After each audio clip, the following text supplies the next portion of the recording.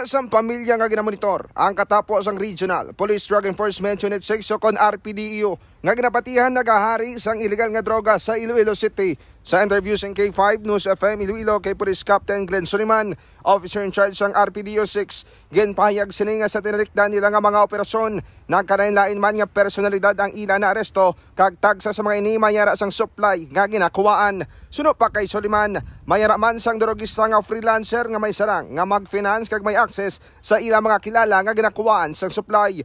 Mayara kita mga tanaw pero we have no sufficient evidence for now.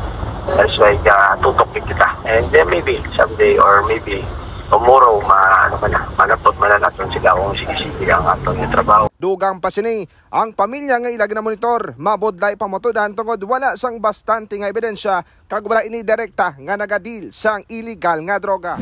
Aminado man si Captain Soliman mga ka-K5 nga kulang pa ang ilang nga mga ebidensya kunya matumod ining pamilya kung bala sila gid man nagahari sang illegal nga droga sa Iloilo City kag bisan nga among ini amplastada padayon sa gyapon ang ilang monitoring kag asod-asod nga drug bypass operation. Balita para sa regional nga nagikan sa siyudad sang Iloilo.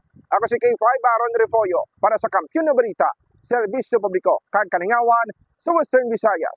K5 News FM. Ang ining balita ang ginadulong sa inyo sang DTX Coffee Mix. Himo sa natural nga sangkap pareho sang amarkuso, chia seeds, sugared cane extract powder. DTX Coffee Mix. Nakakapi ka na, naka-detox ka pa. DTX Coffee Mix. Mabakal sa mga butika.